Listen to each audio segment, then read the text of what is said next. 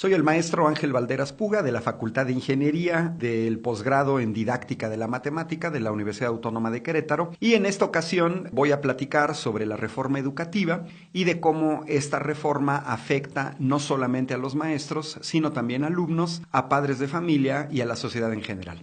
Básicamente son 6 puntos.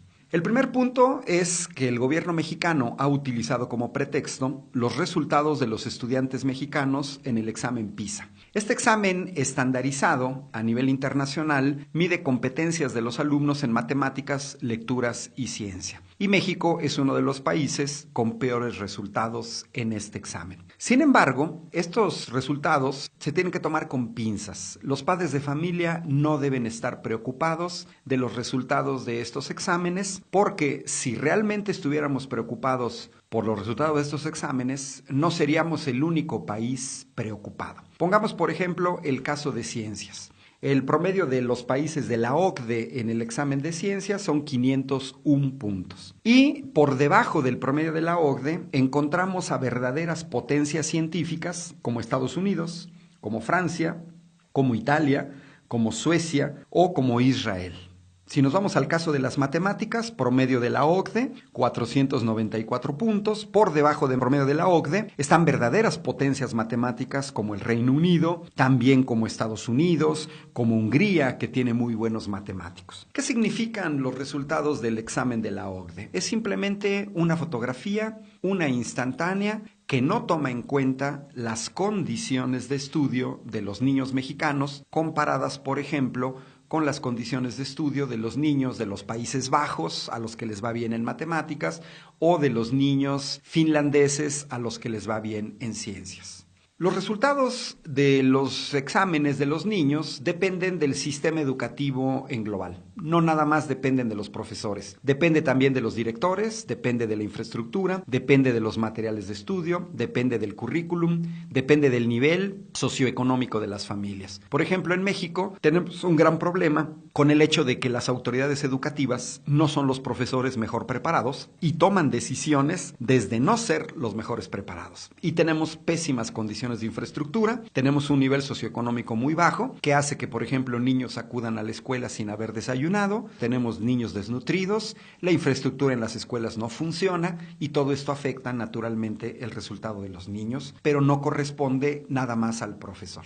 Por ejemplo, el gobierno de México presenta los resultados del examen PISA, sin embargo, no presenta los resultados de la OCDE en cuanto a la inversión que se tiene por estudiante. En esta gráfica podemos observar cómo de los países de la OCDE, México es el país que menos invierte en los niños y en los jóvenes desde la primaria hasta la universidad. El promedio de la OCDE, como podemos observar, son $9,300, mientras que México invierte apenas una tercera parte. Es absurdo pretender comparar a los niños mexicanos contra los niños suizos o los niños noruegos o los niños daneses cuando ellos están invirtiendo 4 veces más y hasta 5 veces más, como es el caso de Suiza. Es evidente que esta inversión se va a traducir en los resultados de aprendizaje de los niños. ¿Qué consecuencias tenemos para los padres de familia? Pues que México tiene una cobertura en educación superior muy pobre. Podemos observar con datos de 2008, es una fotografía que desgraciadamente no ha cambiado mucho. En México solamente 27 jóvenes que quieren ingresar a la universidad pueden hacerlo. Es decir, 73 se nos quedan fuera. Consecuencias sociales que esto tiene, por ejemplo, comparemos en esta gráfica el número de médicos por cada 1,000 habitantes. Esto es un indicador que permite ver la expectativa de vida y también la calidad de vida de los países. Podemos observar, si redondeamos, que en México aproximadamente tenemos 2 médicos por cada 1,000 habitantes, es decir, cada médico tiene que atender a 500 habitantes, mientras que si nos vamos al caso de Uruguay, Uruguay tiene el doble de médicos que México, por lo tanto un médico uruguayo atendería a 250 habitantes, mientras que si nos vamos con países líderes como Italia, que tiene aproximadamente 5 médicos por cada 1,000 habitantes, un médico italiano atiende únicamente a 200 habitantes. ¿Esto qué quiere decir? Pues que un médico mexicano le va a destinar a sus pacientes menos de la mitad de un diagnóstico de lo que puede destinar un médico italiano. Y esto puede significar la muerte. ¿Qué camino le dejamos entonces a los jóvenes mexicanos al cerrarles las puertas de las universidades y no darles trabajo? La delincuencia organizada. Ahora resulta ser que en el año 2016 el gobierno federal de Peña Nieto, que dice que están muy preocupados por la educación de los niños, los empresarios mexicanos de Mexicanos Primero, que dicen que están muy interesados en los niños, lo primero que tendrán que hacer es protestar por el recorte a educación de 10,000 millones de pesos en 2016. Le acaban de recortar a educación pública 6,500 millones como pretexto del referéndum que se hizo en Inglaterra para que Inglaterra saliera de la Comunidad Europea. Yo todavía no entiendo, ni como investigador, ni como ingeniero, ni como matemático, qué tiene que ver el resultado del referéndum en Inglaterra con que el gobierno de Enrique Peña Nieto le quite a educación pública 6,500 millones de pesos y de una vez 6,500 millones a salud. Si el gobierno de Enrique Peña Nieto estuviera verdaderamente preocupado en los niños de este país, en la calidad de la educación de los niños de este país, debería de vender su avión de 7,000 millones de pesos y no habría necesidad de ningún recorte a la educación pública.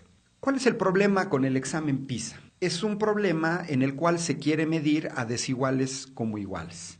Este examen PISA es el mismo que se aplica para estudiantes finlandeses que para estudiantes mexicanos y se echa la culpa a los maestros. Veamos una comparación. ¿Por qué los jóvenes mexicanos están en desventaja y los maestros mexicanos están en desventaja con respecto a estudiantes y maestros de otras latitudes? Bueno, los países que aman a sus niños sin demagogia, los países que aman a sus jóvenes sin demagogia, invierten en educación. ¿Cómo se traduce la inversión en educación? Bueno, pues en Europa el promedio de niños en grupo de primaria es 15 y en secundaria y en bachillerato es 13. Mientras que en México los grupos pueden ir de entre 50 a 60 estudiantes. ¿Qué hacen los países que sí están interesados en la calidad de la educación de los niños? Si tengo 45 niños a los cuales le tengo que dar educación, construyo 3 salones, contrato 3 maestros, formo 3 grupos de 15 niños y les doy calidad en la educación. ¿Qué hace en cambio el gobierno de México? Un solo salón, un solo maestro y meto a los 45 niños juntos. Todos los que nos dedicamos a la didáctica sabemos perfectamente que el aprovechamiento es mayor con grupos pequeños, no se necesita ser experto en didáctica, es simplemente una cuestión de lógica y de sentido común. Si yo tengo un grupo de 15 estudiantes y tengo un grupo de 45 estudiantes, quiere decir que el grupo pequeño de 15 estudiantes tiene 3 veces más de posibilidad de poder preguntar, de poder intervenir. El profesor, mientras a un grupo de 45 estudiantes le puede revisar en una clase 2 veces el trabajo a un estudiante, en un grupo de 15 se lo puede revisar hasta 6 veces. Una verdadera reforma educativa debería de incluir la reducción del número de estudiantes por grupo. Sin embargo, eso no aparece en la reforma de Peña Nieto. Segunda desventaja de los maestros mexicanos. Los países que aman a sus niños sin demagogia, los países que están interesados en la calidad de la educación de sus niños, tienen a maestros que atienden a 3 o 4 horas frente a grupo al día. Aquí tenemos una tabla que nos muestra varios países, Alemania, Francia, Reino Unido, Finlandia, etcétera, y que nos muestran las horas frente a grupo de los profesores desde preescolar hasta nivel de bachillerato. Mientras, ¿qué sucede en México? En México tenemos profesores que pueden atender hasta 21 grupos al día, caso extremo de un profesor que tengo en Sinaloa, pero también en Querétaro tenemos profesores que atienden hasta 16 grupos al día. Yo, dentro de mis investigaciones en didáctica de la matemática, llegué a trabajar con profesoras de bachillerato de la ciudad de Querétaro que atienden a 8 grupos al día. Esta enorme carga de trabajo para un trabajo con una alta tasa relacional como es la educación, pues hace que los maestros en México tengan un alto desgaste, porque los maestros, hay que señalar que cuando en Alemania, por ejemplo, se tienen 20 horas frente a grupo a la semana, pues eso implica que ese maestro alemán está destinando 4 horas frente a grupo al día. Y hay que señalar que este es un trabajo que requiere un trabajo de preparación previa y un trabajo posterior de revisión y de reflexión. El trabajo académico de ser maestro no se reduce a dar clases como lo piensa mucha gente. Es un trabajo que requiere muchísimo más tiempo. En cambio, en México tenemos detectado, aquí hay un estudio del Instituto de Estudios Sindicales de América Latina que nos muestra cómo México es uno de los países donde los maestros más trabajan y tienen que hacer muchas cosas fuera del horario de trabajo, a actividades docentes como es preparar clases, preparar material didáctico, trabajo administrativo, atención a alumnos y padres fuera del horario laboral, y además a eso todavía los maestros tienen que llegar a su casa a cumplir con obligaciones domésticas. Y si a eso sumamos el tiempo de traslado, termina dejándoles muy poco espacio a los profesores para descansar y relajarse. Los países que aman a sus niños sin demagogia y que buscan la calidad en la educación, permiten que los maestros atiendan pocos grupos al día. La reforma educativa debería de incluir también este elemento, pero no lo incluye. Tercer elemento, que siempre es medir a desiguales como iguales, son los salarios. Aquí tenemos una tabla de 2013, corresponde a un estudio de la red europea Eurídice, es una red de estudios estadísticos, se llama Datos Esenciales sobre Maestros y las Escuelas Líderes en Europa. Es el salario de los profesores en 2013. Tenemos el caso de Francia, en donde una educadora comienza ganando 33,000 pesos mensuales, en Inglaterra 35,000, en España 40,000, en Suecia también 40,000 y en Finlandia 38,000 pesos mensuales. Ese es el salario mínimo, el salario inicial que se le paga a una recién egresada de una normal que se preparó para ser educadora. Sin embargo, si vemos en la segunda columna viene el escalafón al que gradualmente se accede y en esa segunda columna aparecen los salarios que ganan ya todas las educadoras con 20 años de experiencia. Es decir, una educadora francesa entra en desventaja con respecto a otros países europeos, por ejemplo con Suecia, ganando 33,000 pesos mensuales. Sin embargo, a lo largo de su vida de trabajo, aspira a ganar 63,000 pesos mensuales. Mientras que las suecas comienzan ganando 40,000 pesos mensuales, pero aspiran a ganar 52,000 pesos mensuales. Los países que aman a sus niños le pagan bien a sus profesores. Si vemos ahora los sueldos de la primaria, en la primaria se paga todavía más. Podemos ver que el rango de los salarios para profesores de primaria va desde los 56,000 pesos en España hasta los 76,000 pesos en Alemania. Si nos vamos ahora a los profesores de secundaria, podemos observar cómo vamos desde los 58,000 pesos en Suecia, siempre redondeando, hasta los 84,000 pesos en Alemania. Y si nos vamos ahora a los profesores de bachillerato, podemos observar que ahí el salario va desde los 60,000 pesos en Inglaterra hasta los 95,000 pesos en Alemania. Una verdadera reforma educativa debería de incluir un aumento de salario de los profesores. Y esto no existe en la reforma educativa de Peña Nieto. Cuarto elemento de desventaja de los maestros mexicanos: los países que aman a sus niños, los países que sí piensan en la educación y en una educación de calidad de los niños, les dan buena infraestructura a las escuelas. Podemos ver imágenes de las instalaciones de una escuela primaria estándar en Finlandia, de un pueblito pequeñito, lo que sería una escuela rural, y podemos ver a una maestra con sus 15 niños en el aula, podemos ver la sala de usos múltiples y el comedor para que los niños no lleguen desnutridos a las clases, podemos ver cómo son las bibliotecas de estas primarias y podemos ver los laboratorios de alta tecnología a los que tienen acceso los niños de la primaria para que vean cómo se trabajan áreas de suma actualidad como son la nanotecnología, la robótica, la inteligencia artificial, la mecatrónica. Ahora veamos en comparación en esta imagen lo que son la infraestructura en las escuelas en México, que es verdaderamente vergonzosa. Yo ni siquiera le llamaría escuela a eso.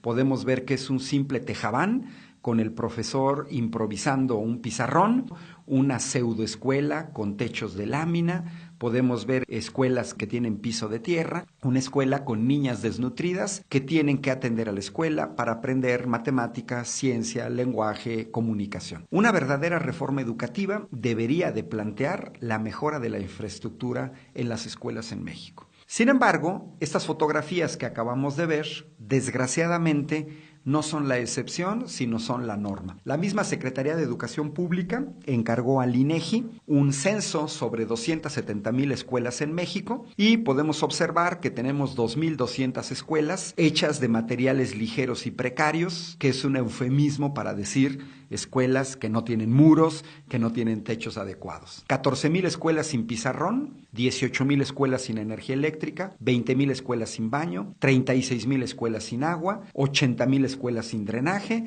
120,000 escuelas sin conexión a internet. Más o menos la mitad. Me decían profesores a lo largo, en una serie de conferencias que he venido dando a lo largo del país, y me decía un profesor, pues mi escuela está catalogada como que yo tengo internet.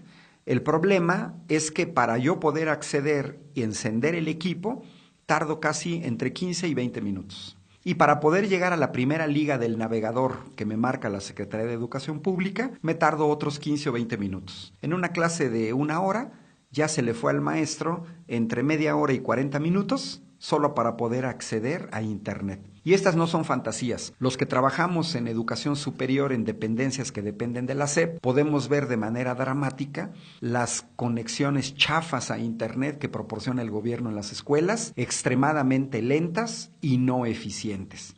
Pero sin embargo, en el examen PISA se quiere medir a los niños mexicanos con estas condiciones exactamente de la misma manera con los niños finlandeses que tienen, por ejemplo, internet gratuito en sus casas a velocidades de 100 megabytes. Es evidente que en cualquier examen estandarizado que tome en cuenta estas condiciones ideales, pues van a salir mejor. Ahora, yo le preguntaría a los papás si están muy contentos que sus hijos acudan a escuelas sin baños, a escuelas sin áreas deportivas, a escuelas sin drenaje o a escuelas en las que no existe ni siquiera agua en la red pública. Aquí tenemos un caso extremo de una escuela, de una primaria en Ecatepec, que estaba anegada desde junio de 2015, es decir, más o menos un año. Podemos ver en esa escena, es una escuela con 12 salones, 6 de los cuales están inundados, y para resolver el problema, entre comillas resolver, el inteligente gobierno de México lo que hizo fue que la mitad de las niñas van a clases lunes, miércoles y viernes, y la otra mitad va martes y jueves. Una cosa verdaderamente vergonzosa que no sucede en los países que sin demagogia sí aman a sus niños y quieren calidad en la educación. Es justo señalar que en la nota a la que hago referencia se señala que las niñas tienen ya todas enfermedades en la piel, así como las maestras. Suena hasta verdaderamente ridículo que la Secretaría de Salubridad haga campañas con el Zika, con el chikungunya, y que nos diga que los mexicanos tenemos que tener cuidado con el agua encharcada, cuando ellos son los primeros que hacen trabajar a los niños en ambientes insalubres. Ese es el primer punto. Sintetizo. Una verdadera reforma educativa debería de reducir el número de alumnos por grupo, reducir el número de grupos atendido por cada profesor, elevar el nivel salarial de los profesores y mejorar la infraestructura. Es evidente que los profesores que tienen que trabajar muchas horas durante el día o que buscan un segundo trabajo, esas horas para el segundo trabajo o para una segunda plaza se la van a quitar para su trabajo esencial. Segundo punto importante para que tenemos que entender en la sociedad. La negativa a evaluarse por parte de los maestros no es por miedo, sino porque se anulan sus estudios, se anula su preparación, se anulan sus años de experiencia y se pierde la estabilidad laboral. Evaluarse es, entre comillas, porque lo que está haciendo el gobierno de Enrique Peña Nieto no es una evaluación. Cuando Aurelio Nuño les dice a los profesores que tienen que cumplir la ley, específicamente les pide que acepten la aplicación retroactiva de la ley, como lo marca el artículo 8º transitorio de la Ley General del Servicio Profesional Docente, pues los profesores tienen un dilema. ¿A quién le hago caso? ¿A la Ley General del Servicio Profesional Docente o al artículo 14 constitucional que señala textualmente que a ninguna ley se le dará efecto retroactivo en perjuicio de persona alguna? Y que me disculpe Aurelio Nuño, pero cuando un profesor viene despedido, cuando viene cesado, cuando se le retiene su salario, cuando se le amenaza con no presentar un examen al que pomposamente le llaman evaluación, ya lo están perjudicando. Y entonces que Aurelio Nuño nos explique si se le va a hacer caso a una ley que apenas fue aprobada en 2013 o se le va a hacer caso a la ley máxima en este país, que es la Constitución y que nos costó 1 millón de muertos tener la Constitución, porque proviene de la Revolución Mexicana.